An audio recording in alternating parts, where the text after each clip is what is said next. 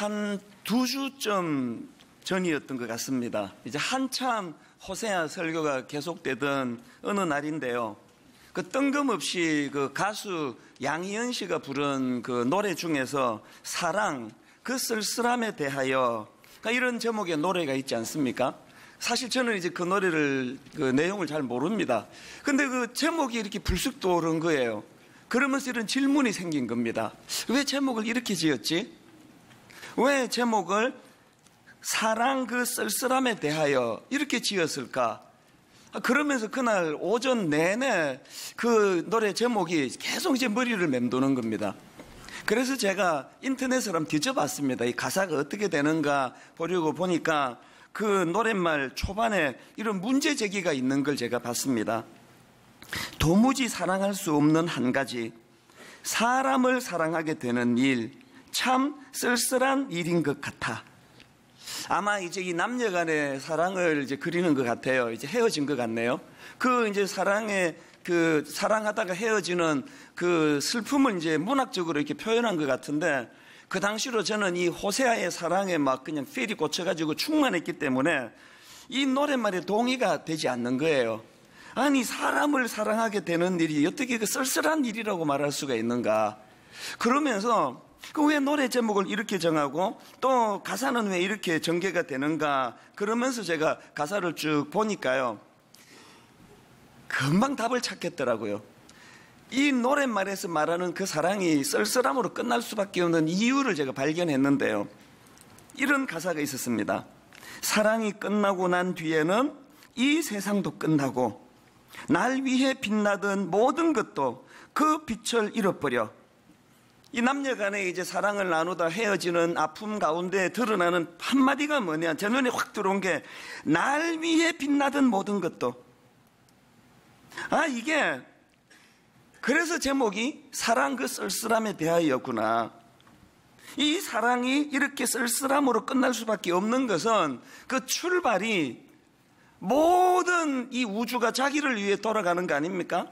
사랑이 끝나고 난 뒤에는 이 세상도 끝나고, 사랑이 끝나고 난 뒤에는 날 위해 빛나던 모든 것들도 그 빛을 잃게 된다고 하는 이 철저한 나 중심의 사랑을 구가했기 때문에 그 결말은 쓸쓸할 수밖에 없다. 제가 그런 생각을 제가 했습니다. 무슨 그 유행가 가사를 가지고 그렇게 심오하게 분석하느냐 싶겠지만요, 참 많은 제가 생각을 하게 됐습니다. 연애할 때 저 남자는 날 행복하게 하기 위해서 태어난 존재예요. 이 여자로 말미암아 이 여자의 존재가 날 기쁘게 해주는 존재. 그래서 그 사랑이 끝나고 나면 이 세상도 끝나는 거예요. 그 사랑이 끝나고 나면 날 위에 빛나던 모든 것들이 다 빛을 잃게 되는 이 철저한 나 중심, 이 축소지향적인 사랑으로는 절대 행복할 수가 없다는 거 아닙니까? 그러고 보면 이 싸움인 것 같아요. 세상은 끊임없이 이런 식의 나 중심의 사랑, 이 남편을 만난 것도 내 행복을 위해서, 이 여자를 만난 것도 내 행복을 위해서, 그건 틀린 게 아니에요. 당연히 그건 맞는 말이지만, 이 여자를 만남으로 내가 행복해지고 그 동시에 나로 말미암아 이 여자도 행복해지는, 이것이 잘 안 일어나는 거 아닙니까? 모든 초점이 나 중심, 나 중심의 사랑을 해라. 이게 이 세상이 우리에게 끊임없이 집요하게 가르쳐주는 가치관이고 메시지라면, 하나님께서 우리에게 요구하시는 사랑은 호세아에게 요구하는 사랑이에요. 용납해라, 용서해라, 네 머리와 상식을 뛰어넘는, 네 머리로 이해가 안 될 때까지 사랑해라. 십자가가 바로 그거 아니냐? 아가페 사랑을 우리에게 강요하시는, 이 두 사이에서 갈등하는 게 그게 신앙생활인 것 같습니다. 예수님께서 이제 공생애를 시작하시려고 성령에 이끌려 40일 이제 하나님 앞에 금식하며 기도하는, 이제 이 공생애가 시작되는 그 찰나에 마귀가 유혹했던 세 가지 유혹도 바로 그 문제더라고요. 자, 마귀의 첫 번째 유혹이 마태복음 4장 3절입니다. 시험하는 자가 예수께 나와서 이르되 내가 만일 하나님의 아들이어든 명하여 이 돌들로 떡덩이가 되게 하라. 여러분이 첫 번째 유혹의 배경을 성경은 이렇게 기록을 하는데 1절 2절을 보십시오. 그때에 예수께서 성령에게 이끌리어 마귀에게 시험을 받으러 광야로 가사 40일을 밤낮으로 금식하신 후에 줄이신지라. 어떤 배경인지 아시겠죠? 지금 예수님이 줄이고 계시는 그 상황에서 마귀의 시험이 뭡니까? 유혹이라는 거는 뭐 인류 구원이고 뭐고 네 배부터 채워라. 네 배부터. 두 번째 유혹도 마찬가지예요. 5절 6절입니다. 이에 마귀가 예수를 거룩한 성으로 데려다가 성전 꼭대기에 세우고 이르되 내가 만일 하나님의 아들이여든 뛰어내리라. 기록되었으되 그가 너를 위하여 그의 사자들을 명하시리니 그들이 손으로 너를 받들어 발이 돌에 부딪히지 않게 하리로다 하였느니라. 제 눈에 확 뜨여진 게 너를 위하여, 너를 위하여. 뭐 인류 구원이고 뭐고 너부터 살아야지. 너를 위하여. 세 번째 유혹도 똑같은 원리예요. 8절 9절. 마귀가 또 그를 데리고 지극히 높은 산으로 가서 천하 만국과 그 영광을 보여 이르되 만일 내게 엎드려 경배하면 이 모든 것을 누구에게 줍니까? 내게 주리라. 지 끝도 아니면서. 마귀가 지금 집요하게 공격하는 이 삼중적인 공격의 그 원리는 딱 하나예요. 너를 위하여. 그 사랑, 그 쓸쓸함을 위하여라는 그 노랫말하고 같은 맥락이더라고요. 태양도 날 위해서 돌아가고 있고 우주가 날 위해서 지금 움직이고 있고 그 여자도 그 남자도 내 이 만족을 위해서 존재하기 때문에 그 사랑이 끝나는 순간 절망이 오는 거예요. 모든 게 다 끝났다. 뭐 다 끝나기는 뭐가 다 끝납니까? 여전히 태양은 아름답게 빛을 비추고 있고 온 우주가 수많은 사람들을 위하여 존재하고 있는데 그 끝나기는 왜 끝났다는 겁니까? 지금 하나님의 아들이신 예수 그리스도께서는 이 땅에 오셔서 십자가라는 도대체 이 우리 머리로는 담을 수도 없고 이해가 안 되고 또 용납할 수도 없는 그 지고지순한 사랑을 펼치려고 오셨는데 마귀가 노리고 있는 건 그걸 잊게 만드는 거예요. 그런 엄청난 사랑 말고 그저 네 배 채우고 모든 걸 누리면서 그렇게 잘 먹고 좀 잘 살면 안 되겠니? 이게 오늘 목사인 저에게 마귀가 하는 공격의 핵심인 걸 여러분 아시잖아요. 호세아 선지자 당시에 그 수많은 이스라엘 백성들이 하나님을 저버리고 우상인 바알신을 섬기게 된 핵심적인 이유도 여기서부터 비롯된 거 아닙니까? 구약학자 김필회 교수가 쓴 호세아 주석서에 보면은요, 이스라엘 백성들이 하나님을 버리고 바알신을 쫓았던 이유가 두 가지라고 설명하는데요. 첫째가 뭐냐? 바알 종교는 제의적 의무만 잘 행하면 다른 윤리를 요청하지 않는 종교라는 거예요. 무슨 뜻입니까? 그저 예배 한번 잘 드리고 나면 어떤 부담도 안 주는 종교라는 거예요.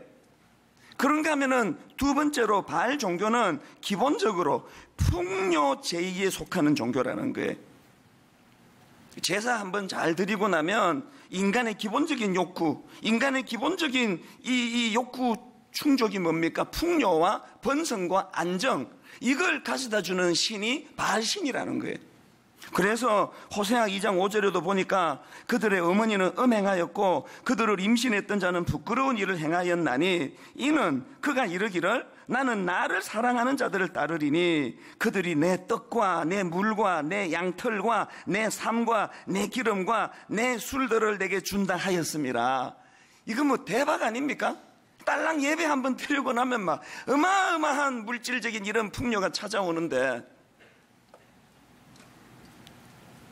여러분 우리가 지금요 그 간판을 분당 바알교회 이렇게 안 붙여서 그렇지 상당히 많은 오늘 크리스찬들이 이 바알신을 섬기는 사람들과 비스무리한 그런 욕구 가운데 살고 있는 거 여러분 다 아시잖아요. 예배 한번 내가 드려줄 테니까 더 이상 나한테 요구하지 말라고. 왜 자꾸 나한테 강요를 하느냐고.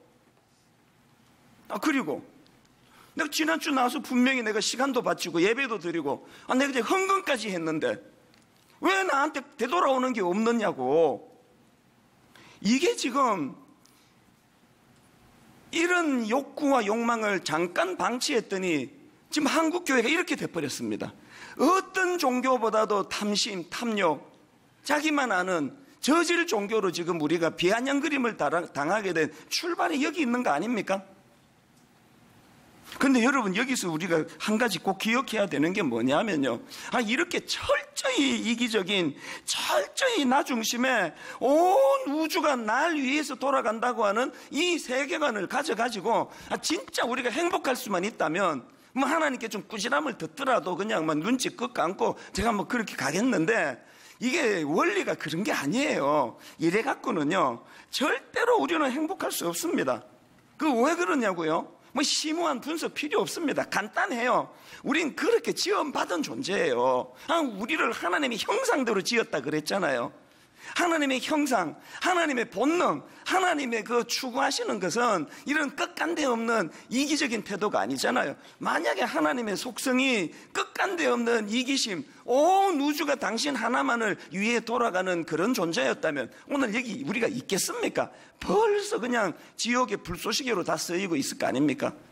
하나님의 속성이 아가페 사랑, 이타적인 사랑, 십자가라고 하는 우리 같은 이런 세속적인 사람으로는 암만 설명해도 머리에 와닿지 않는 그런 사랑을 베푸는 속성을 가졌기 때문에 그 하나님의 형상을 닮은 우리가 이 세속적인 사랑의 흉내를 내가지고는 행복할 수 없습니다. 항상 그 끝은 사랑 그 쓸쓸함에 대하여 이런 슬픈 노래를 부를 수밖에 없는 거라는 거예요. 저는 오늘 이제 이 호세아서는요, 그 구조가 이렇습니다. 전반부 1장부터 3장, 또 그 다음에 이제 후반부가 4장부터 14장까지인데, 제가 이번 호세아서 시리즈는 전반부인 1장부터 3장만 다룰 계획이에요. 그러니까 이제 오늘 호세아서를 우리가 그동안 배웠던 말씀들을 좀 정리하는 그런 차원에서 말씀을 나누고 싶은데요, 저는 호세아서를 보면서 신앙생활하는 우리가 이 땅을 사는 내내 처절하게 몸부림치며 싸워야 될 두 가지 구도가 있다는 걸 좀 말씀을 드리고 싶습니다. 자, 첫 번째 구도가 뭐냐? 이 싸움이에요. 자기 중심적인 사랑 대 타인의 필요를 채우는 사랑. 이 싸움이 내 내면에서 일어나고 있다는 겁니다. 지금 호세아서 1장 2절에서 하나님이 뭘 요구하십니까? 여호와께서 처음 호세아에게 말씀하실 때 여호와께서 호세아에게 이르시되 너는 가서 음란한 여자를 맞이하여 음란한 자식들을 낳아라. 여러분, 그 당시를 상상을 해보세요. 지금 만약에 아까 그 바알 종교에 지금 빠져있는 사람들, 어떤 대가 지불도 원하지 않고 그냥 한번 제사 드리고 나면 막 엄청난 보상이 따르는 바알 신에게 심취해 있는 사람들에게 이런 요구를 했다고 생각을 해보세요. 씨알도 안 먹힐 거예요. 말도 안 되는 소리를 또 하시네, 여호와 하나님. 내가 이러니까 하나님을 떠났지, 내가 이러니까. 이 수용이 되겠습니까? 3장 1절도 마찬가지 아닙니까? 여호와께서 내게 이르시되 이스라엘 자손이 다른 신을 섬기고 금포도 과자를 즐길지라도 여호와가 그들을 사랑하나니 뭘 요구합니까? 너는 또 가서 타인의 사랑을 받아 음녀가 된 그 여자를 사랑하라 하시기로. 이 얼마나 부담스러운 요구예요. 근데 여러분, 우리가요 참 하나는 알고 둘은 모르는 사람들이에요.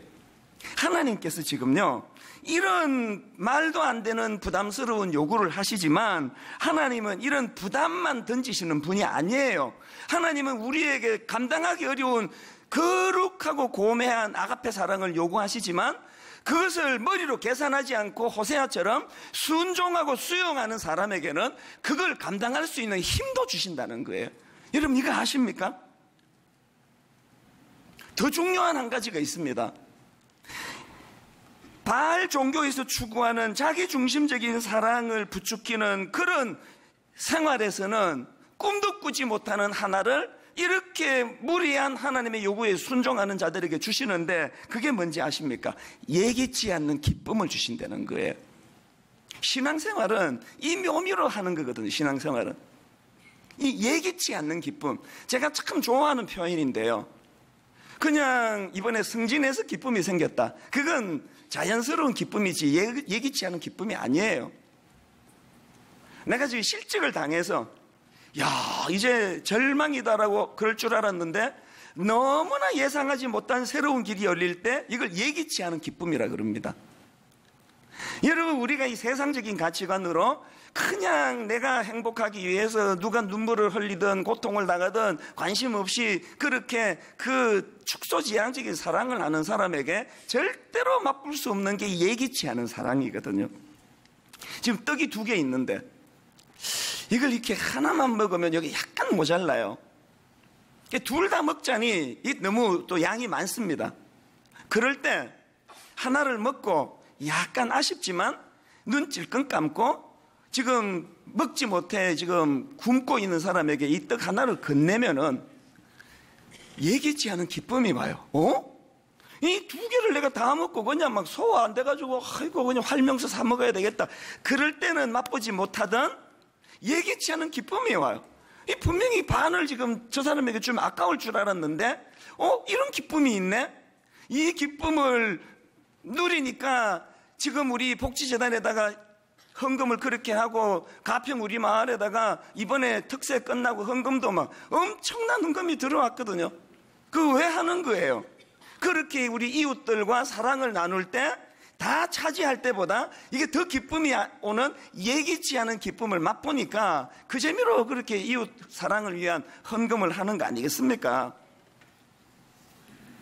이거 호세아도 마찬가지예요. 지난주 말씀드렸듯이 1장에서는 맹목적인 그냥 순종이었어요. 하라 하니까 그냥 한 거예요.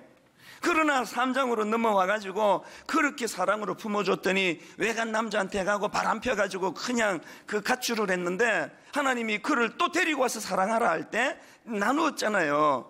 자기를 위하여 호세아가. 그 사이에 뭔 일이 있었던 거예요? 자격 없는 여자를 사랑했을 때 하나님이 주시는 예기치 않은 사랑을 맛봤기 때문 아니겠습니까? 신앙생활은 이거 맛보는 생활이거든요. 그런데 여러분 그렇게 모태신앙이라 그러고 그냥 어릴 때부터 계속 그냥 교회로 오는데 이런 사랑이 뭔지 하나도 맛못 그냥 그래도 오시는 거 보면 그 정말 대단하긴 대단해요. 기왕에 여러분 오시는데 그 바울을 한번 보세요. 바울. 인간적으로 하나님 그러시면 안 되는 거 아닙니까? 하나님 위하여 그렇게 그냥 몸바쳐 충성을 하는 바울이 지금 갓이라고 부르는 어떤 육신적인 문제가 있어가지고 그렇게 그냥 하나님께 이거 없애달라고 구하고 또 구하는데 안 들어주잖아요. 뭐 그 은혜가 족하다 그러면서 안 들어주니까 바울이 인간적으로 처음에는 그게 얼마나 야속하고 섭섭했겠냐고요. 그도 인간인데.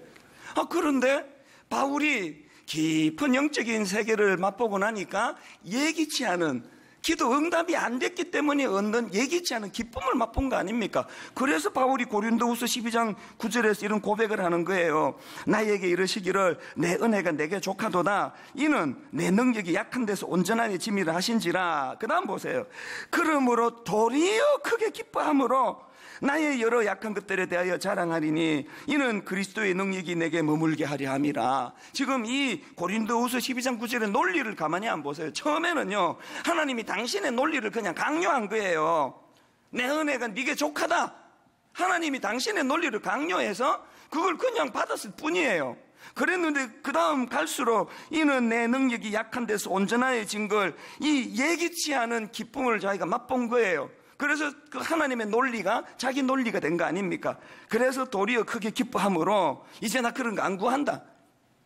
내 이 육신의 연약한 가시가 없어졌을 때 느낄 수 있는 기쁨, 행복보다 하나님의 말씀에 순종해서 이거를 수용하고 살아갈 때 예상하지 못한 기쁨이 내게 있었기 때문에 바울처럼 이렇게 고백하는 이 모순 같은 사랑, 여러분 이것 좀 맛보고 그렇게 신앙생활 하십니까?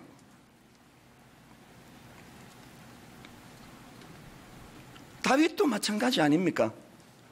세상의 다윗에게 평생의 그 원수같이 자기를 괴롭혔던 사울 왕, 그 존재는요 오늘 우리로 치면은 이게 그냥 자다가도 그 인간 생각하면 잠이 벌떡벌떡 깨지고요, 그 인간 때문에 받은 상처는요 수면제 열알을 먹어도 잠을 이루지 못하게 하는 아픔이에요. 그랬는데 바울이 깊은 영적인 자리로 들어가고 났더니 그가 깨달은 게 뭐예요? 세상에 하나님이 나를 참 사람들에게 이렇게 존경받는 수천 년이 지난 지금까지도 존경하는 그런 놀라운 왕으로 하나님이 쓰시기 위해서 저 사울 왕을 내 인격을 다듬는 조교로 그렇게 불러쓰셨구나. 그랬더니 사울 왕이 자기에게 더 이상 원수 같은 존재가 아닌 거예요. 우리가 신앙생활 하는데 바알 신을 쫓는 그런 얕은, 이렇게 해서 눈에 보이는 거고, 요거 좋은 거, 현금, 현찰, 이야, 이게 막 그냥 복이 굴러 들어오는구나. 이런 것들로는 하나님의 깊은 신령한 복이 뭔지를 알 수가 없는 거예요. 하나님은 우리에게 끊임없이 연단을, 고통을, 아픔을 통해서 우리의 이 뿌리 깊은 자기중심적인 사랑을 치료해 주시기를 원하신다는 거예요. 여러분, 우분투라는 단어를 혹시 들어보셨는지 모르겠는데요.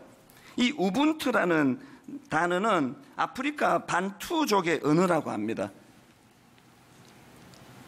그래서 제가 이 우분투라는 단어를 발견하고 참 의미가 있다 제가 메모해 뒀는데요. 이 우분투가 무슨 뜻인가 하니까 우리가 함께 있기에 내가 있다, 그런 뜻이라는 거예요. 근데 이 우분투라는 이 단어는요, 아프리카 부족에 대해서 연구하고 있던 어느 인류학자 이야기와 연관이 있는 단어라는 거예요. 이게 무슨 말씀인가 하면은요, 이 인류학자가 한 번은 아프리카 어느 부족의 아이들을 모아놓고 이제 게임을 제안했다는 거예요. 자, 이리 와봐. 너희들 저기 저 나무 보이지? 내가 저 나무 밑에 큰 바구니에 막 싱싱한 여러 과일들을 거기다 다 지금 준비를 해놨는데, 이제 여기서 이제 저 나무까지 제일 먼저 달려가는 우리말로 1등하는 그 아이에게 저 과일 전부를 다 주려고 한다. 알겠지, 그지? 그리고는 이제 자, 준비됐니? 그리고는 이제 준비 땅 그랬는데요, 이 인류학자의 예상을 벗어나는 행동을 아이들이 하는 거예요. 그 아이들이 전부 손에 손을 맞잡고는 그러면서 이제 함께 손을 잡고 목표를 향해 달려가더니 그 과일 바구니가 담겨있는 나무 밑에 도착하더니 이것들이 다 퍼질고 앉아가지고 하나 먹어라, 니도 먹고 나도 먹고 같이 먹고 있더래요. 그래서 이 인류학자가 참 그 모습이 독특하잖아요. 그래서 물었습니다. 다시 상기를 시켜줬어요. 얘들아, 내가 방금 너 1등 하면은 이 전부 다 혼자 가질 수 있다 그랬는데 안 아깝니? 그거 왜 손잡고 그렇게 나가가지고 그거 다 차지하는 거를 포기했느냐? 그런 여주를 질문했더니 그 인류학자의 질문에 모든 아이들이 합창하면서 했던 말이 이거예요. 우분투. 액센트는 제가 지어낸 거고요. 이 우분투라고 아이들이 합창을 하는 그 사이에 어떤 애가 부연 설명하듯 이렇게 이야기를 했답니다. 나머지 다른 아이들이 다 슬픈데 어떻게 나만 기분 좋을 수가 있는 거죠? 오늘 대한민국 교육은요, 다른 나머지 애들이야 슬프거나 말거나 니만 생각해라. 이게 지금 대한민국 교육 아닙니까? 너 마음 단단히 먹어야 된다. 약해지면 안 된다. 너 그래갖고 세상 못 산다.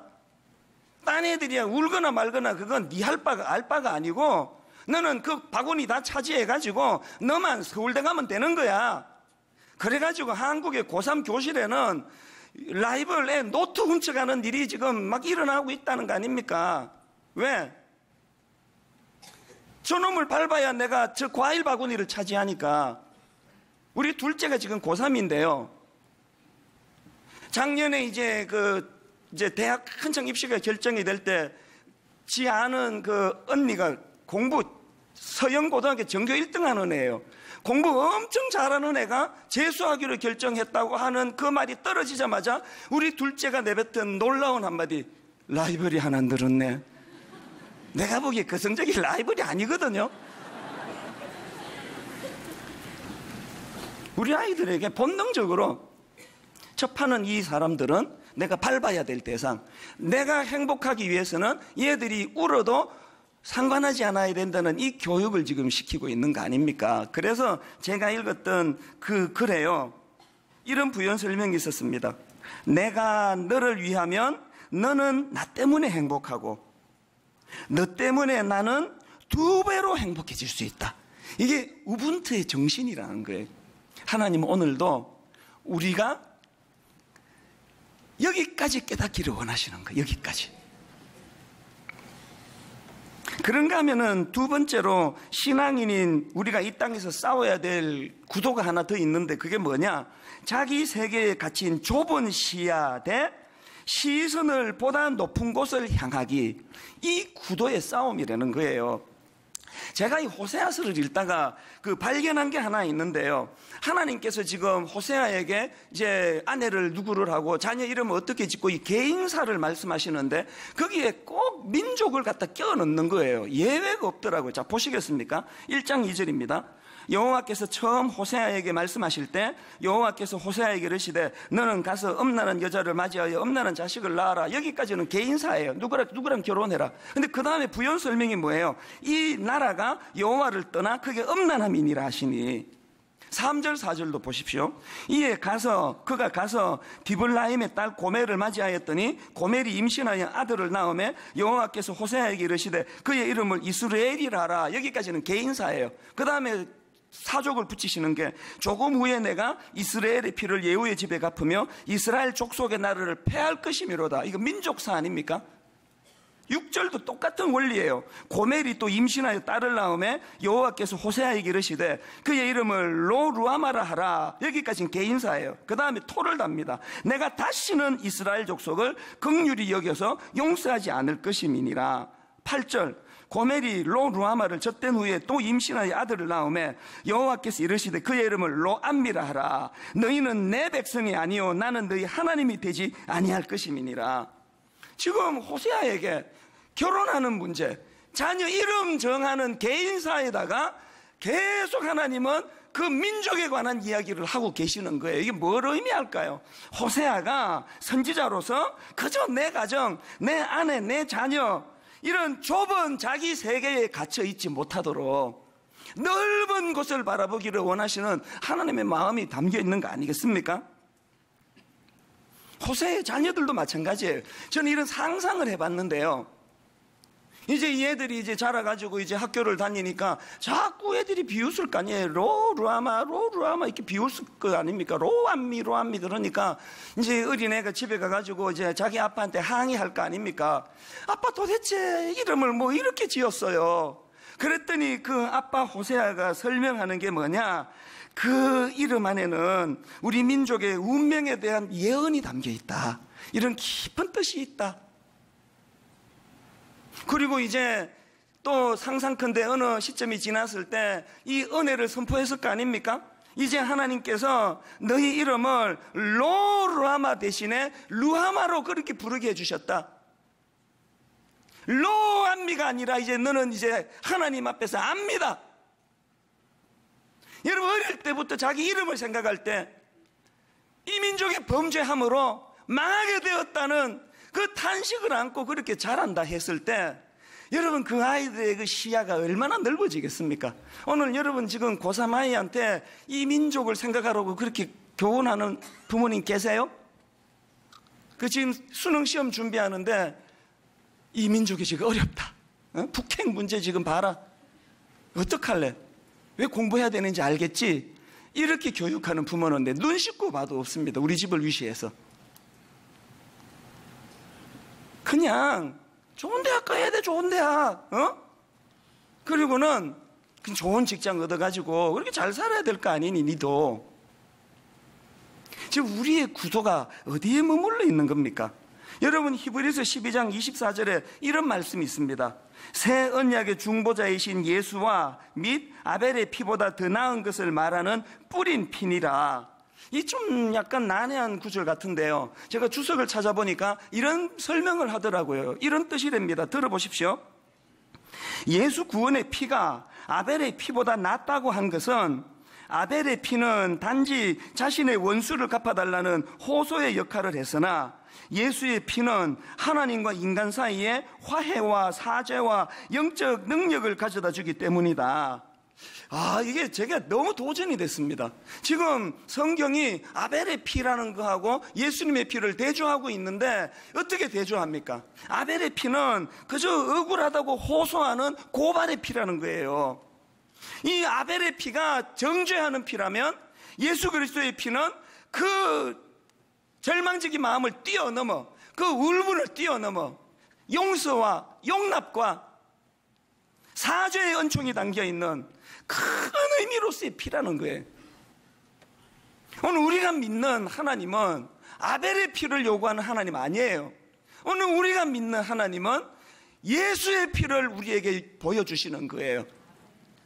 그리고 제가 그 아벨 가정의 비극을 생각해 보니까 아벨의 형 그 가인이 조금만 더 넓은 시각으로 세상을 봤으면 자기를 통해 하나님이 기뻐하시던, 자기 동생을 통해 하나님이 기뻐하시던 넓은 시야로 하나님이 기뻐하시기만 하면 그러면 됐다라는 이 넓은 시야가 없으니까 세상에 자기를 통하지 않은 그것 때문에 동생을 죽이는 인류 최초의 살인자라는 오명을 쓰게 된 거 아니냐고요.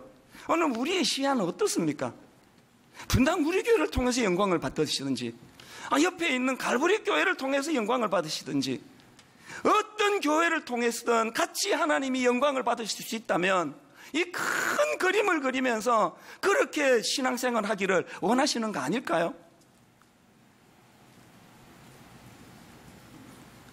저는 오늘 결론을 이렇게 맺기를 원합니다. 우리가 1만 성도 파송 운동이라고 하는 우리 이 수준의 분수에 맞지도 않는 참 그 이상한 운동을 지금 몸부림치는 건 우리 수준에 맞춘 게 아니에요. 이를 악물고 시야를 넓혀서 이 교회를 헛고 약한 대로 보내고 이 교회가 절반으로, 아니요 4분의 1로, 아니요 그 이하로 줄어드는 일이 일어나므로 하나님이 그래서 영광을 받으신다면 그 좋은 일 아닌가? 이 꿈을 우리가 꾸고 있는 거예요. 요새 우리 목사님이 1만 성도 파송 운동 잘 안 하시는 거 보니까 생각이 바뀌었나 보다. 이렇게 생각하시면 오산인 줄 아려옵니다. 물밑에서 잘 준비하고 있습니다. 여러분, 우리가 자기 세계라는 이 좁은 시선으로 그냥 이렇게 눈이 아래로만 흐르는 인생이 아니라 하나님이 원하시는 거, 눈을 들어 산을 보라. 예수님이 유언같이 남겨주신 말씀이 사도행전 1장 8절 아닙니까? 오직 성령이 너희에게 임하시면 너희가 권능을 받고 예루살렘과 온 유대와 사마리아와 땅끝까지 이르러 내 증인이 되리라. 이 하나님의, 예수님의 말씀 포인트가 뭐예요? 그저 네가 발 담고 태어나는 예루살렘 그렇게 살지 말고 지경을 자꾸 넓히려는 거예요. 자꾸 어디까지? 땅끝까지. 오늘 이 두 가지 구도 안에 살아가는 우리가 거기에 함몰되지 않는, 그래서 자기중심적인 사랑을 강요하는 이 세상에서 타인의 필요를 채우는 사랑으로, 자기 세계에 갇힌 좁은 시야에 갇혀 살길 원하는 이 세상 구도에서 시선을 보다 높은 곳으로 향하는 그런 성숙한 주님의 자녀 되시기를 주님 이름으로 축복합니다. 예수 그리스도의 은혜와 하나님 아버지의 다함없는 사랑과 성령님의 감동, 감화, 위로, 교통, 충만하심의 역사가 오늘 주신 말씀 마음에 담고 힘 얻어 달려가기로 다짐하는 모든 주의 자녀들 머리 위에 지금부터 영원토록 함께 하시기를 간절히 축원하옵나이다. 아멘.